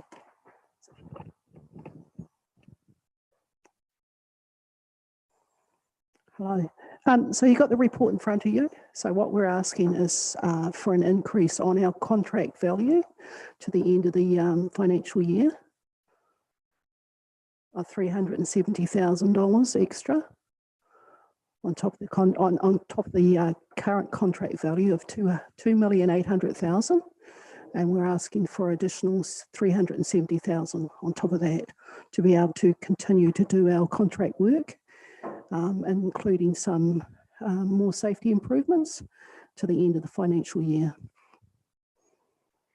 Any questions for the team? Lou? Yeah, thank you, through you, Madam Chair. I'd like to move that. I think it's just a no-brainer. I'm quite happy to move that. Okay, I think Roger has a question or a comment. Well, I have, yes. Thank you, Madam Chair. No, I just question the amount of contingency that you've included. My perception is if you allow a certain amount of money in a contract, then 9 times out of 10, it'll get spent. I think we've only got 4 months left in terms from the 28th of February, but now we're into April now. I'd have thought that 50,000 was a huge contingency for just a couple of months. I'd be happy to see that actually reduced by half.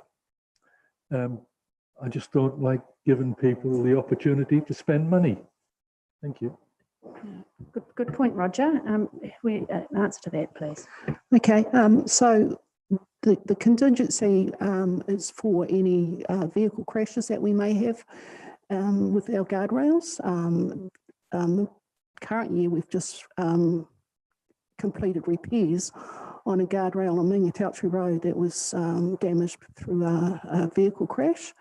We've also got some guard railing that we're going to do on Karapiro Whitehall Road, which is to replace a bridge railing. That was a vehicle crash also. So we're going to install guardrails there on that little bridge. So the contingency is for any circumstances like that where we could have further vehicle crashes into our bridges or existing guardrails. So we may not spend that if everything goes all right, if we don't have any of those sort of crashes or accidents. Lou and then Hazel. Yeah, just to reply to Councillor Gordon, just to note that in our notes here, it states one accident, replacement of damaged guardrails on Mingatauchi Road and repairs to the retaining wall cost $25,682. That was one incident. Yeah. So if we haven't got this sum sitting here, what are we going to do? Just leave the rails there till the next budget comes through? But like our police school at the moment, closed because they've got no funds. I think we've got to leave, we've got to be practical here. If we have major incidents like this, a bus or something hits a rail and it takes out part of the rail and part of the guardrails, we've got to have that contingency. Yeah, so thank you, Lou. I understand what you're saying, but I actually share Roger's question, and it probably shows my ignorance. I would have thought that when budgets are allocated, you make a portion within that aside from renewals, to address the remediation after accidents. So I get, am I off beam here? Is that not the way that our budgets are structured? Because I don't see, to the best of my knowledge, you don't come back cap in hand every time there's an accident asking for money to fix it. So I share Councillor Gordon's query. Right. So I guess at the start of any contract, we work out the budget based on what we expect to spend on the routine maintenance and renewals of signs, markings, things like that. And then we always have a component which is a contingency. We don't tell the contractor what that contingency sum is, and he doesn't see it on any document. So the contractor is not aware of what the total contract sum is to spend, and then staff are only releasing that money on activities which are rightfully done under that contract, and often getting quotes and things like that to make sure we're getting value for money out of our contractors. So certainly with maintenance contracts, it is standard practice. There's things that happen, whether it's storm damage, crash damage, COVID events where we end up paying contractors more. So all of those things can flow on. And dare I say it, even councillors around the room putting in a service request saying they'd like to see a particular change made to an intersection or something like that. And then those things come out of these contract budgets and the contingency sums that are there. So I think it is pretty carefully managed. And you'll see from this information here that we would be very close to the budget if we'd not spent a significant sum of money on implementing the speed management changes, which we didn't know and hadn't costed at the time that this contract was originally let. So am I right in assuming that the contingency sum available before has been exhausted? Yes, that's correct. Okay. Yeah. And would it be normal to allocate 50,000, as you pointed out, Roger, for, what are we, April, May, June, for 2 months? Is that kind of pro rata amount of money that we would hold in contingency, is what I'm saying, under the main contract? It might be perhaps a little bit on the high side, but it's not out of the ordinary. I guess we don't want to be in a position before we can pay the contractor's June claim coming back and saying, actually, we need another resolution for $5,000 or $10,000 because we've undershot. Okay, thank you. Roger, did you have a comment? And Mike wants to wave his hand around as well. Wee point of clarification when Brian says that we don't tell people how much this amount is. This is a public meeting, isn't it? So this information right. is publicly available? Yes. So yeah, you're right. yeah. Yeah. Mike, did you have something you wanted to add? Yeah, it was really just a question. Just going through the budget, it's all costs. However, is there a mechanism where you mentioned damage to, well, let's say signs or to road barriers, etc., by vehicles? Do we chase any of that through their insurance companies or anything? Do we try and reclaim any of that money back into our coffers, Brian? Oh, sorry, through the chair. Yes, we do. It sometimes happens that police, attend a crash and there's information leading to us being able to send a bill, but we still have to pay the contractor to complete those repair works. So it still gets added to the contract sum, even if we get some money back from the insurance company. Can I just ask a further question through the chair? So if that's the case, do we allocate any sort of tentative budget towards reclamation of money over time? You know, like in previous years, do we actually allocate any money into our budget in terms of what we think we might get back on an annual basis from chasing insurance companies or chasing individuals for damage to council property? Not that I'm aware of. I guess it's very, it's almost unusual for us to actually find somebody who is insured who we can recover money from. 9 times out of 10, they're not insured. Sometimes they don't have licenses. And yeah, it is that way, that a lot of the crashes that happen on the roads are not by people who are doing the right thing. Hazel, then Andrew. Very quick one. And you know what my question's going to be. Have we been able to improve that yellow paint? I get very worried when I see it. It wears out very quickly where Patarangi joins the town road. And it's all gone. It had actually been all gone for weeks before they came and put the latest one down. So do you have any control over areas like that that are high use, and even the Rojanaro one where there's still a whole lot of stones all over the road? It's painted, but that'll quickly all roll away. And again, and the traffic, you know, that sorting out of traffic where Patarangi Road joins the town road is quite intense. So yeah, and I see it's been painted again, but we were without a yellow line there for quite some time because the paint wore out very quickly. And it is that way in industrial areas where there's a lot of heavy trucks and grit and stuff on their tyres. They grind it off like a grinding wheel, and I guess it's a problem that every local authority has around the country, and even on the state highways, you'll see it at the busy intersections. They get worn out. We just have to paint those ones more frequently. It's more economical to come up with a better solution as to what we might have there. There is a thermoplastic that can be sort of heated and glued onto the road. It's very expensive. It does last a bit longer, but it will still break off and come off in chunks. Oh, okay. On those heavily trafficked intersections. Okay, Andrew, I think that might be the last comment before we address the recommendation. Thank you. I heard the discussion and I'm happy to second the motion. Moved by Lou, seconded by Andrew. All those in favour say aye. Aye. Again, carried. Thank you very much. So we're moving on then to the next item, which is the Carbon Monitoring and Reduction Programme update.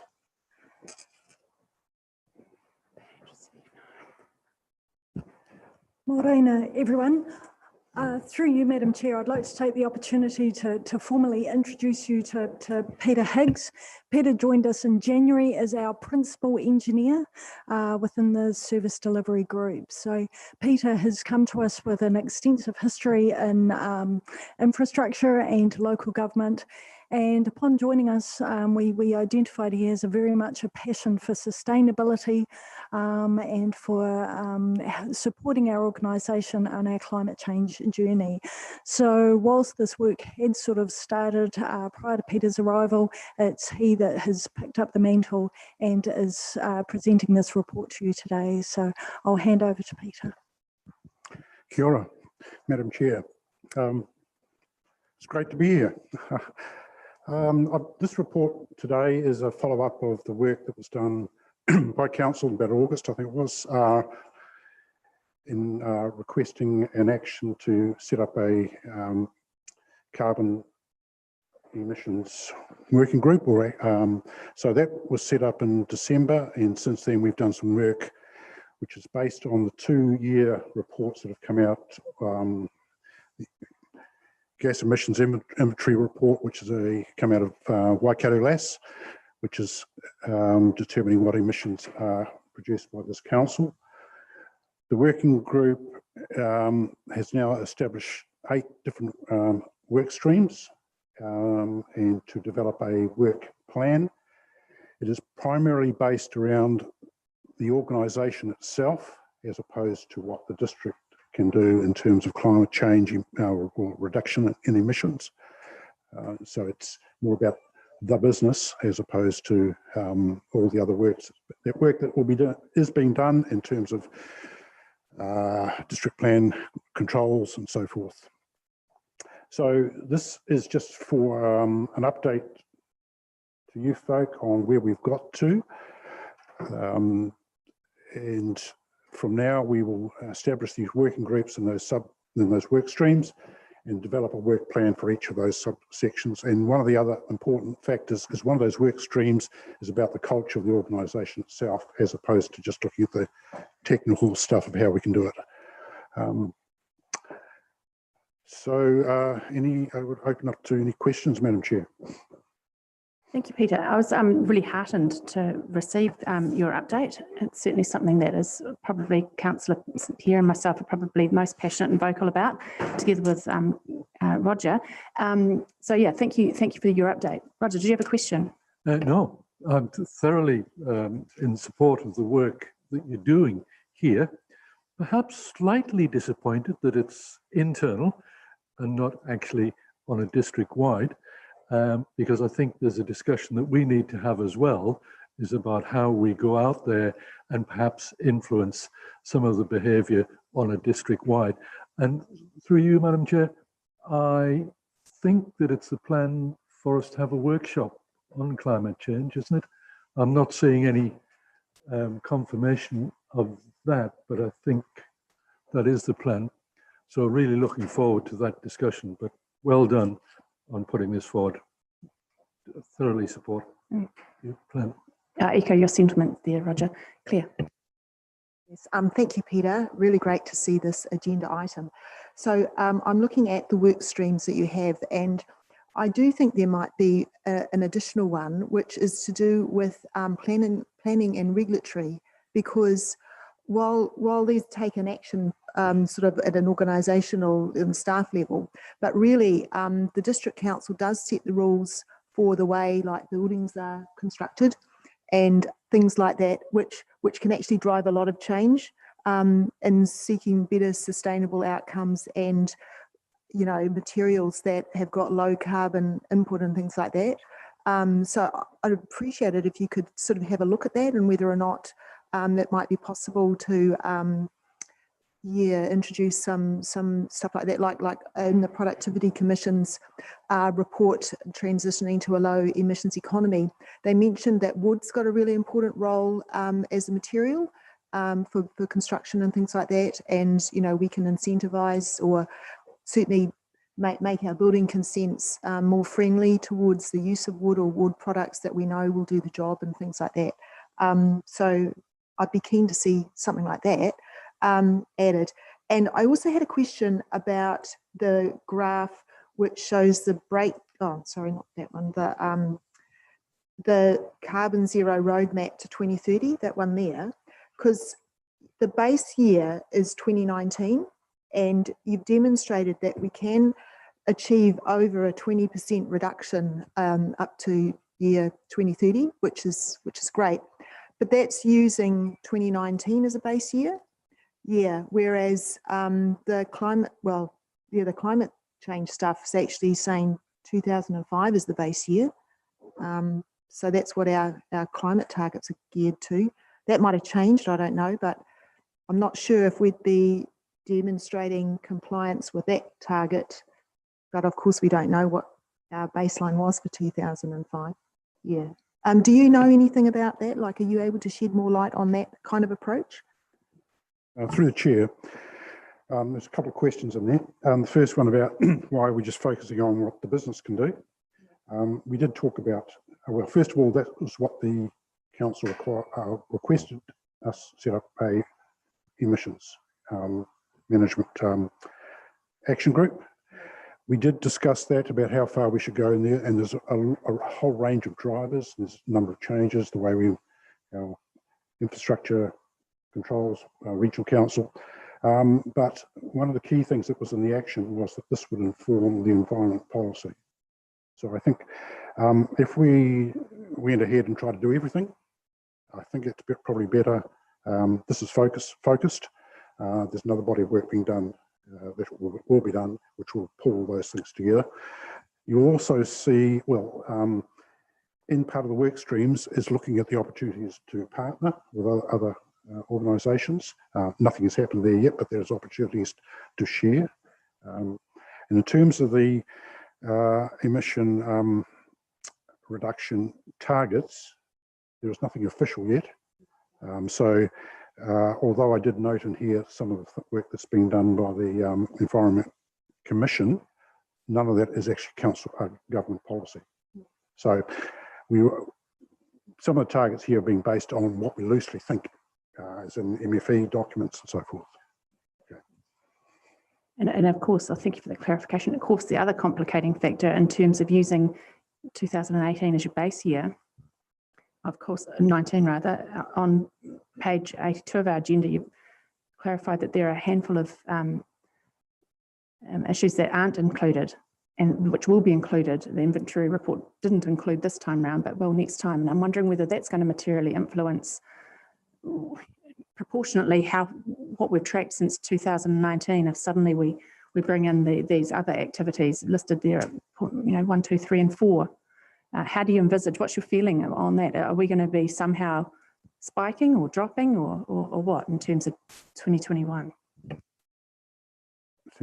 In the report itself, the actual inventory doesn't include the swimming pools, so forth, but the roadmap is including those on the assumption that although those are not being delivered directly by council, there may be a council policy or determination that should be something that's under council's control. In terms of spiking, I imagine that what will happen is the work streams will look at their program of work, which will be what is achievable and over what timeframes. And so, for example, if we're looking at LED lights, we've already done that work, so that's a plus, and it's a significant change already. Collecting gas from wastewater treatment plants is probably a 10, 15 long-term project.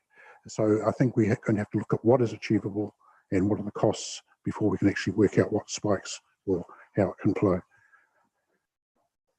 Claire, I'd just like to respond to your question about the inventory not including things, and one of them, point 4, is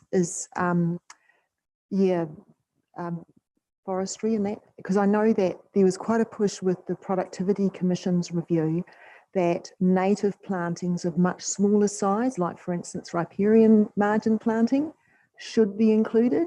And I'm really hoping that might, because actually that might boost our performance in that area as well. Yeah, so yeah, I mean, I think Peter makes a really good point that the policy, environment certainly set by central government hasn't been crystallised yet. We still don't know a lot of detail, that you're sort of guessing what it might be. But I'm really hoping there might be some really good initiatives that might actually help us, show a net carbon position that's much better. Yeah. Thank you for that, Claire. Are there any other? Oh, Roger. Yeah, just following on from the talk on partners, and I noticed that in the construction suppliers, you've got a sustainability section of the procurement process. Should we not also apply that to our service level agreements? Because that's really a contract for supply of service, which is not specific in there, but it really is one of our internal policies. So maybe including SLAs in that section for consideration might be an idea. Well, getting the hang of this now. Through the chair, yes, the intention there, that is just the text box was too small to put everything in there.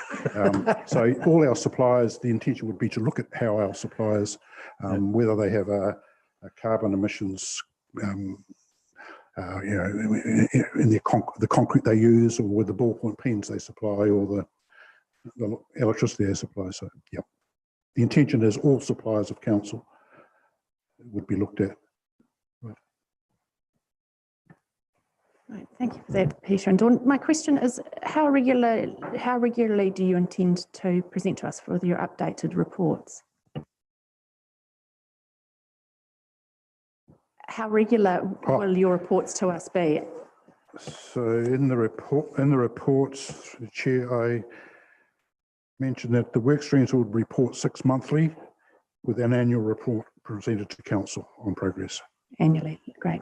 Well, thanks very much. Look forward to your next report. Claire. I'm happy to move the recommendation. Thank you. And I'm happy to second from the chair. All those in favour say aye. Aye. Against? Carried. Thanks very much. Right, moving on then to our next item, which is the draft wastewater and trade waste bylaw statement of proposal, appearing on pages something like 90 odd of our agenda. And we have Graham. Welcome, Graham. So good morning. This is an opportunity to look at the draft wastewater and trade waste bylaw. The purpose of the report is to, or purposes of the report, to approve the form of the bylaw. The bylaw is attached as an appendix. Approve the statement of proposal. This is attached for consultation. And also noting that we have found no implications under the New Zealand Bill of Rights Act. We're looking to go for consultation after the LTP consultation has closed. So 3rd of May to 5th of July, this is a statutory minimum two month consultation. That will be targeted at our existing trade waste customers. The Ministry of Health needs to be included. Plus, of course, we'll obviously consult the general community and have our Have Your Say page. So as indicated previously, we're trying to keep consistency with Hamilton City Council. They're our trade waste service partners. And we've done that, although we've redrafted some of their clauses. With the clauses are consistent in what we're trying to achieve. We've kept some of the wastewater provisions from our existing bylaw, legally reviewed it all, renumbered things. There's a list of changes in the report there that we've made from our existing bylaws, and our hope is that you approve all of this for consultation between those dates. Thank you, Chair. Great summary. Thank you, Graham. Any questions or comments to Graham? Yeah, Roger. Graham, thank you very much. We've got 3 drafts in our agenda today. Are they all going out for consultation at the same time? I'm just wondering whether our community is going to get a little bit blasé with coming back with consultation. And I mean, really, this particular one that we're talking about now has got a lot of detail in it. And I just worry about not getting effective consultation. I understand your concern, Councillor. Through the chair, all the suggested consultations this morning are due to start on the 3rd of May. So we're trying to pool our resources into one batch of consultation, but I take your point, but these are three different subjects. The first one on the bylaw is going to be particularly targeted at people who have a specific interest, which will be the existing trade waste customers. I would be surprised if we get too much interest outside of that constituency, but you never know. It's open for everybody, of course. The other two draft policies might have more widespread interest, but we specifically wanted to keep these away from the LTP because we didn't want to do it before the LTP because of the potential for consultation fatigue leading into the LTP, and we certainly didn't want that. So I take your point, but otherwise we're potentially delaying the bylaw for a lot longer if we hold off too long. Thanks for that clarification, Claire. Yes, thanks, Graham. Great work here. I've just got a query about what looks like an inconsistency. It's on page 3 of the, it's on page 142 of our agenda. So that's the statement of proposal, yeah, page 3, and under point 1, and that sort of middle paragraph that starts benchmarking against other councils. Can you find that? Point 1, it's on page 3 of the statement of proposal. Yeah. And at the end of that line, it says issues relating to stormwater were addressed through bylaws, but this is relating to wastewater. Absolutely, so, apologies, yes. Oh, you don't have to apologise. I'm really grateful. I'm really pleased that I picked it up. Yeah. We do this thing. We do these things occasionally to make sure that that you've got this far through the agenda. We will correct that. Thank you, Councillor. Such an eagle eye, Claire. We love you for it. Yeah, thank you, through Madam Chair, to you, Graham. I was just a bit concerned, as was Councillor Gordon, about the time frame. We're dealing with some big organisations here, like Frontiera, for example. They have a board, although they had a regulatory body, I do know. And 2 months, is that going to be enough time for them to respond? Because trade waste for them is a very, very important part of their operation. Well, the 2 months is the minimum, and I'm not aware that there've been any issues previously. I'll just ask Martin, who's sitting at the back. Do you see any difficulties there, Martin? Fonterra on the large trade waste disposal.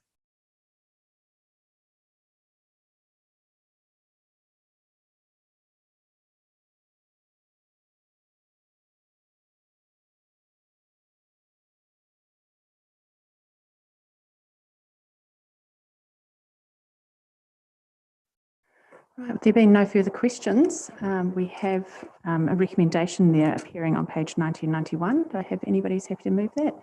Bruce will move it. Claire's happy to second. All those in favour say aye. Aye. Against? Carried. Thank you, Graham. Moving on to the next one. Draft naming policy. Approval of statement of proposal. You again, Graham. Indeed, thank you, Chair. We are here to approve the statement of proposal for the draft naming policy. You'll be aware that this has taken quite some time to get to this point. Quite deliberately, we've taken our time to bring in the views of Ngāiwi Tōpu and Iwi Consultative Committee and staff, and really kick this around quite a lot. So we've now reached a point of having a draft naming policy that people seem to be satisfied with going out for consultation. Again, 3rd of May, only 1 month this time, to the 4th of June. General community we're targeting here through the Have Your Say page and news release, but also we'll go back to Novi Topu and any of our iwi partners that we can to get some feedback there because of the wiper centricity of the naming scheme that we are proposing through this policy. Thank you. Liz, and then Claire. Thanks, Graham. I'm really pleased to see this come to our table. And it's fair to say, I think you've used the word ineffective or has not worked effectively for many years. And you're quite right. The current policy and the process we've had in place just has been confusing and it just hasn't worked. So I'm really, really pleased to see this. In fact, I really like the suggestion and the recommended option that's here. It feels fair to me. And I can see that now that it's been, well, I think it'll be more widely accepted so that each name suggestion is going to be considered on its own merits. So fully endorse what we have here, thanks. Claire and then Hazel. Yes, thanks, Graham. It's just a point of clarification in the draft policy, the third page, which is 157 of our agenda. Right at the top of the page, it defines what a council facility is.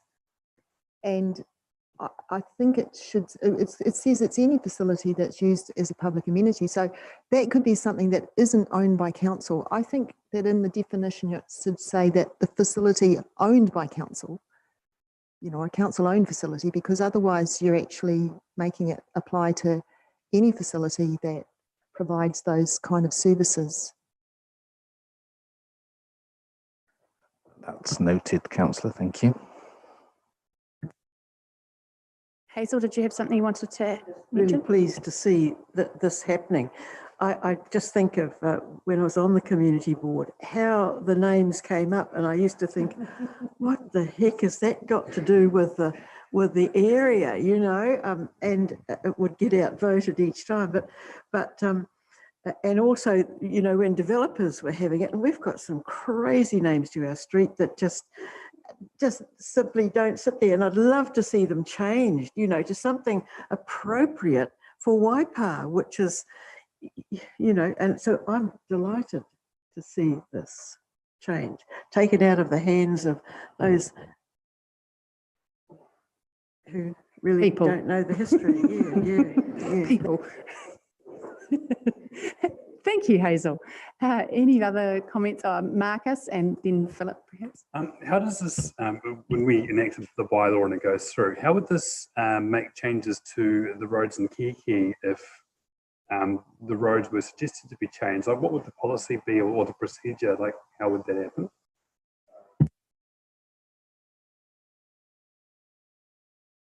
I refer you to clauses 35 and 36 on renaming.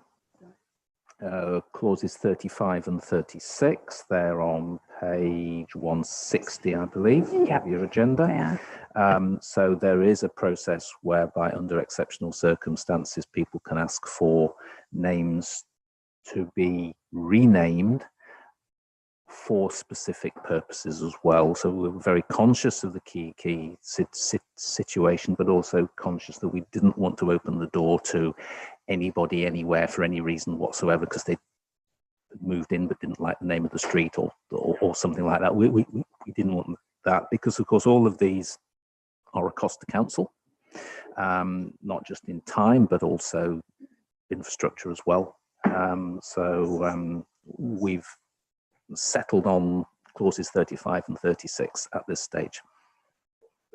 Those clauses are like, that is an effective way. It is going to enable the process to happen, but it's not going to, you couldn't have just Joe Blogs just say, I want my street renamed.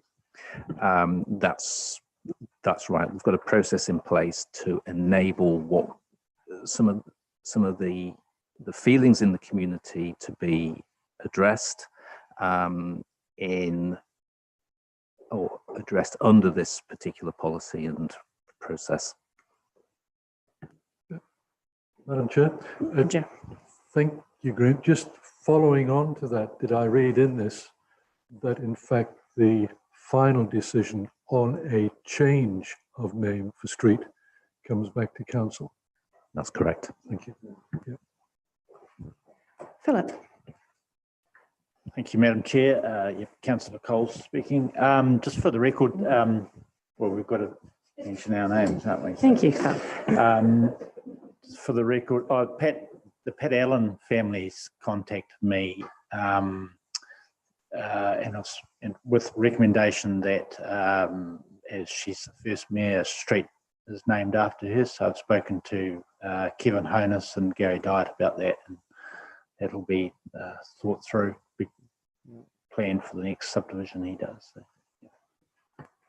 Thank you, Philip. Any other comments? Is anybody, Mariata? Just, No, Mariata?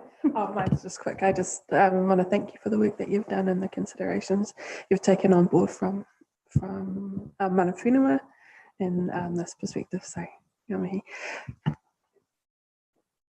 Andrew. I'd just like to say I'm very pleased to see this as well, and I would like to move the recommendation. Okay, Andrew's moved it. Do I have a seconder? Liz? All those in favour say aye. Aye. Against? Carried. Thank you very much. Moving on to your next one, draft smoke-free and vape-free policy, approval of statement of proposal.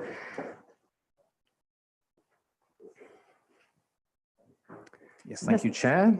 You'll recall that we workshopped this back in February now and circulated the amended policy to you subsequently. Thank you for your feedback. We now come to seek your approval to consult on the draft smoke-free and vape-free policy. I'm not sure that I need to introduce it any further than that, other than your amendments have been included. Yes, I think we've been over this a fair amount. Have anybody who has comments or happy to move? Marcus? I've just got one comment. I know we're not enforcing prosecutions about it, but I just thought it might need a little bit more teeth, because we're now doing parking tickets and that's working quite well. I'm just wondering for the future if there shouldn't be something in there that we could issue tickets or issue something rather than just saying, oh, stop smoking, Roger. Yeah, vaping. Like just get, like having the ability to give it some teeth if we need to give it some teeth. The proposal is that this policy is reviewed on a regular basis. I think it's 3 years. Can't see it very, very quickly at the moment. Thank you, Councillor. Let's see how we go initially, and if we find that this is something that does need more teeth, then there are opportunities to do that in the future. But at the moment, the idea, along with most of the councils, is that this is an educative policy. Yeah, I recall when we undertook those workshops, it was less about punitive measures and more about helping people move towards accepting that this is what we expect in our public places now. Claire. Yeah, just a few minor things, Graham. On page 5 of the statement of the policy, the draft policy, it talks about procedures and implementation.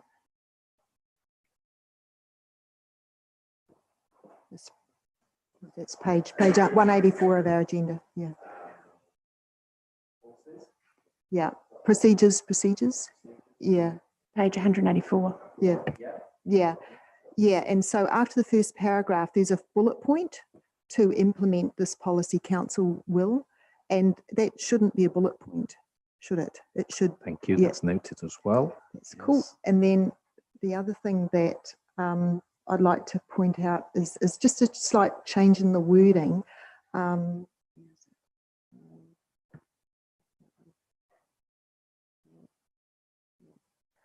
I think it's in the statement of proposal and just on the first page of that. So that's on page 194 of the agenda. And it's in the introduction, but it happens in 2 places. It says, have you got that? Yeah. So just that first paragraph under the introduction, it uses the word aimed twice. So Council has prepared a new policy aimed at contributing to the aim of a smoke-free New Zealand. And I'd just like to change the second aim to goal. So it's aimed at contributing to the goal of a smoke-free New Zealand. Yeah, and just to avoid the repetition. And the same wording is pretty much on page 4 of that statement of proposal as well, where it gives a summary. That's page 196 of our agenda. So you've got the summary sort of halfway down the page. Yeah, and the first paragraph, it uses the same format, syntax, yeah. Yes, indeed, I can change that to goal, and I'll make sure that I spell it right so it's not a jail. Excellent. Helpful. Thanks for spotting those clear. All right, so we have recommendation there appearing on page 174. Do I have anybody who's happy to move those recommendations? Andrew, and seconded Marcus. All those in favour say aye. Against? Carried. Great. That moves us then to our next item, which is submission on the Climate Change Commission's 2021 advice to government. Last one of yours, Graham, today.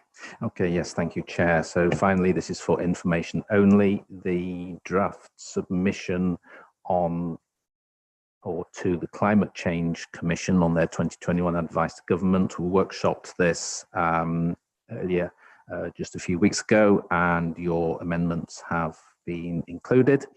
And that has been submitted now, received and acknowledged, because the closing date was the 28th of March. So this is just my feedback to you as to what was submitted to the Commission. Fantastic. So clearly it's just an information only recommendation or report. Yeah, I'm happy to move. You're happy to move? Yeah. Lou will second. All those in favour say aye. Against? Carried. Thank you, Graham.